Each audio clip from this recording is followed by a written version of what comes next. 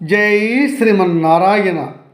ఈరోజు మనం ధర్మపదం గ్రంథములోని చాప్టర్ 5 విభాగము 88 మోక్ష మార్గం మరియు వార్షేయాధ్యాత్మంల గురించి చెప్తున్నారు భీష్మాచార్యులు వారు ధర్మరాజుకు. విందాం. ధర్మరాజా, నీవు అడిగిన మోక్ష మార్గము ఎలా అన్నావు. మోక్ష మార్గానికి వార్షేయాధ్యాత్మం అనే ఒక ఇతిహాస గాథ కలదు. అది చెప్తాను, విను. వార్షేయుడు అనేవాడు ఒక్క గొప్ప ఆధ్యాత్మిక విద్య తెలిసిన గొప్ప ఋషీశ్వరుడు. అతని శిష్యులు పాదాలు పట్టి ప్రార్థించారు. మహాత్మా, మీకు తెలియని విషయాలు లేవు, మాకు మోక్ష మార్గానికి మార్గం చెప్పండి అని ప్రాధేయపడ్డారు. ఆ వార్షేయ మహర్షి శిష్యులకు ఈ విధంగా చెబుతున్నాడు ఈ మోక్ష మార్గాన్ని. శిష్యులారా, ఈ కాలం అనేది చక్రము వంటిది. ఇది నిరంతరము భ్రమిస్తూనే ఉంటుంది. ఈ చక్ర భ్రమణానికి అంతము లేదు. ఈ చక్రములో సృష్టి జరుగుతుంది, ప్రళయం వస్తుంది. ఈ సృష్టి ప్రళయం అయిన తర్వాత మిగిలి ఉన్నవాడు ఒకే ఒక్క పరమాత్మ, అతడే నారాయణుడు. ప్రళయాంతం తరువాత ఆ నారాయణుడు మరలా సృష్టిని ఏర్పాటు చేస్తాడు. జీవులు, నిర్జీవులు, గ్రహములు, సూర్యులు, చంద్రులు అందరూ మరలా ఏర్పడతారు. ప్రళయంలో నశించిపోయిన ఋషులు, దేవతలు, మునీశ్వరులు అందరూ కూడా మరలా శ్రీమన్నారాయణుడి వల్ల మరలా జన్మిస్తారు, సృజిస్తారు. వారంతా వేదజ్ఞానంతో మరలా భూమిపైన జన్మిస్తారు. అలా వేదజ్ఞానంతో జన్మించినటువంటి ఋషులు, బ్రహ్మ ఋషులు, మునీశ్వరులు సత్య సాక్షాత్కారం తపస్సు వల్ల పొంది వారు ధర్మాన్ని రాజులకు, ప్రజలకు, శిష్యులకు బోధిస్తూ ధర్మాన్ని సుస్థిరం చేస్తూ ఉంటారు. అలా ఋషులు బోధించే ఈ సత్య సాక్షాత్కారములే మనకు ఆచరణ యోగ్యాలు. దీనికి కారణం ఆ శ్రీమన్నారాయణుడు ఈ ఋషులకు విధి విధానాలను నిర్ణయించి చెబుతూ ఉంటాడు.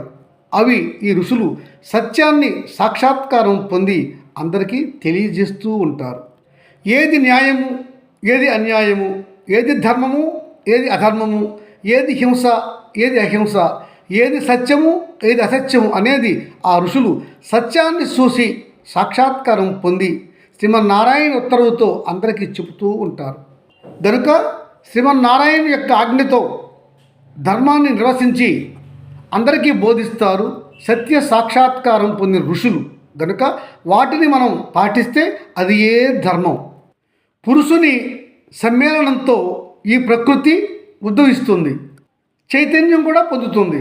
దాని నుండి బుద్ధి, అహంకారము, ఆ అహంకారము ఏర్పడి ఆత్మను చేరుతుంది.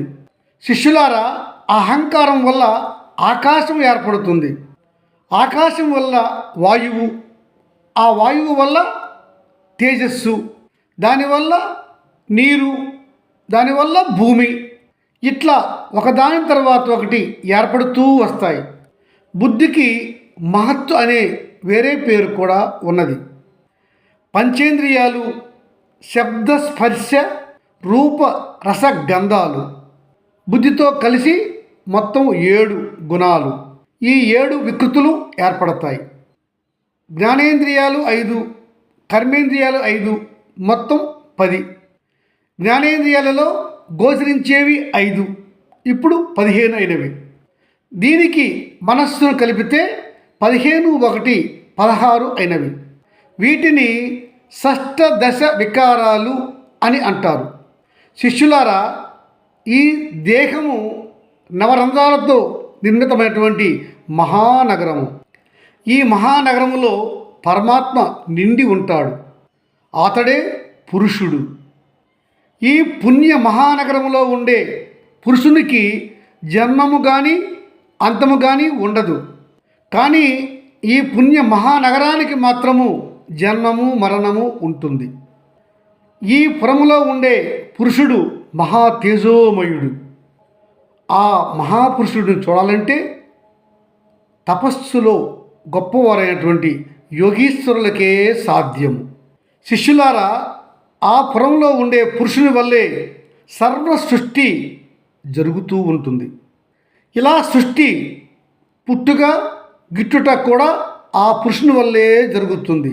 అతడే పరమాత్మ.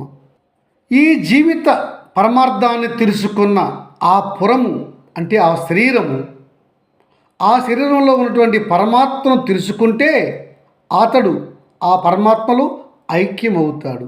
అది ఏ మోక్షం.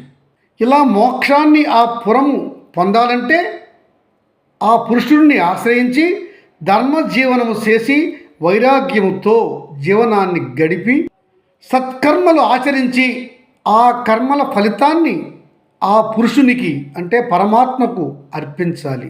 ఎట్టి కోరికలు లేకుండా ఉండాలి. ఈ సృష్టి కార్యక్రమానికి అన్నింటికీ ఆద్యుడు ఆ పురుషుడు, ఆ పరమాత్మ. అతడే చివరికి మిగిలి ఉంటాడు. అంటే ఈ కాలచక్రానికి అతడే సాక్షిభూతుడు. ఇక ఒక కాలచక్రం ఉన్నది, చెబుతాను వినండి.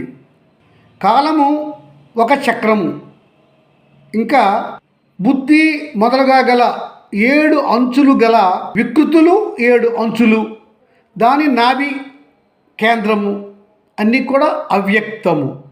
అంటే మూల ప్రకృతి కేంద్రంగా గలది కాలచక్రం అని తెలుసుకోవాలి.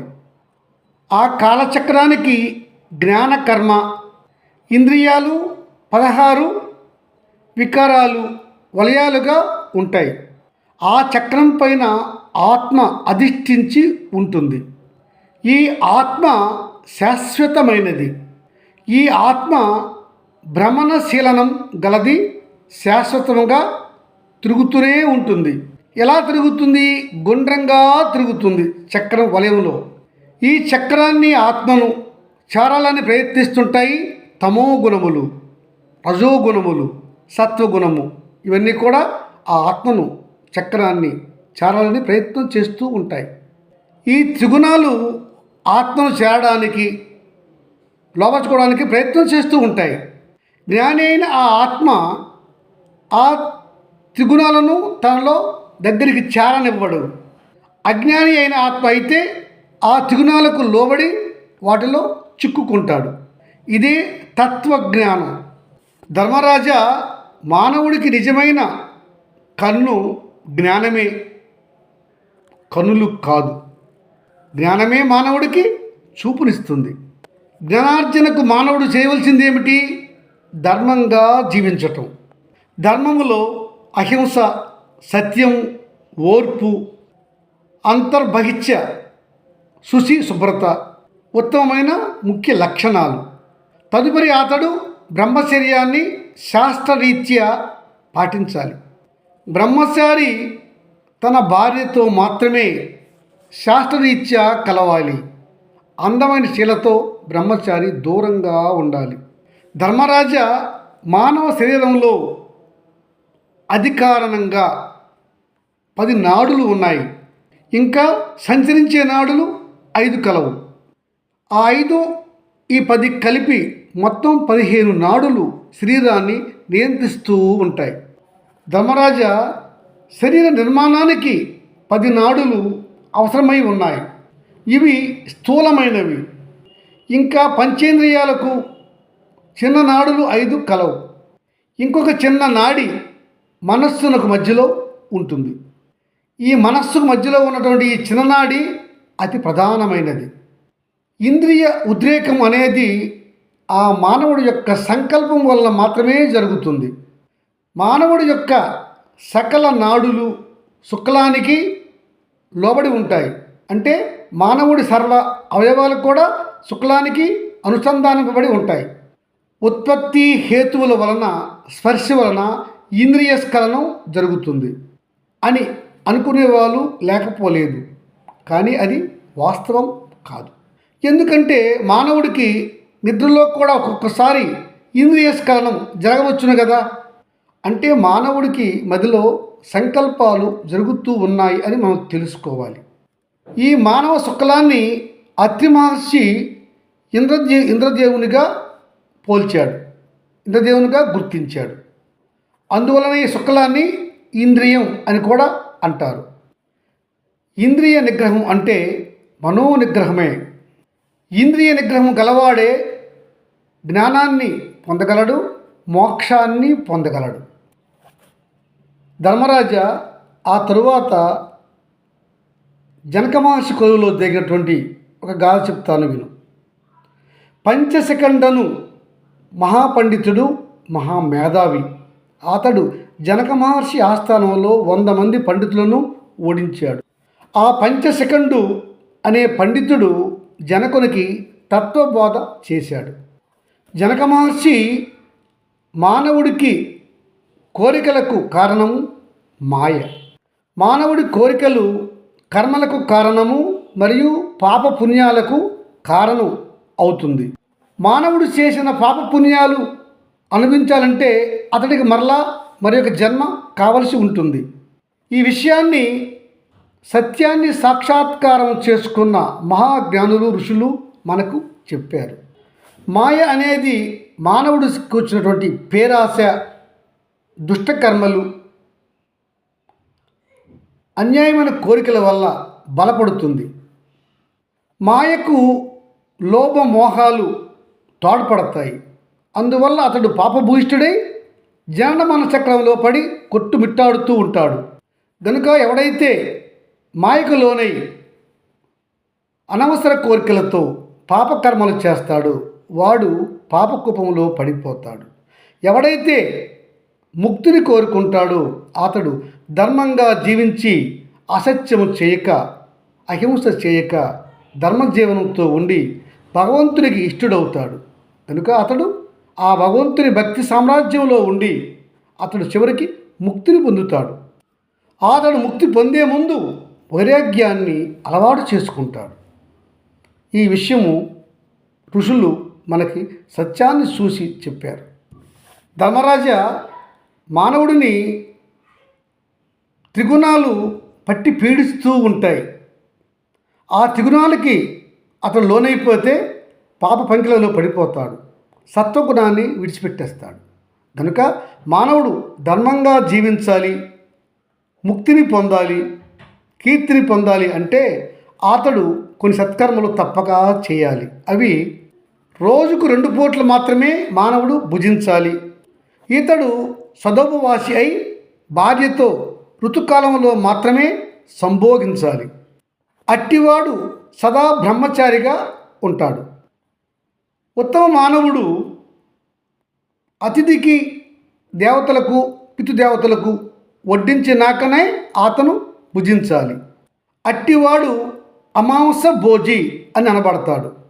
తమ పంక్తి వారితో సమానంగా భుజించేవాడు విగశాసనుడు అని పిలువబడతాడు. అతడే భుక్త భోజి. ఎవడైతే తమ సేవకులంతా భుజిస్తాడో అతడు అమృత భోజి లేదా అమృతాసి అని పిలువబడతాడు. ఎవడైతే పగటిపూట నిద్రపోడో అతడు అస్వప్ని అని పిలువబడతాడు. వీరంతా కూడా మోక్షానికి అర్హులు. ఇట్లాంటి ఉత్తమ లక్షణాలు గలవారే మోక్షానికి అర్హులుగా తెలుసుకోవాలి ధర్మరాజా అని చెప్పుకొచ్చాడు భీష్మాచార్యులు వారు. జై శ్రీమన్నారాయణ.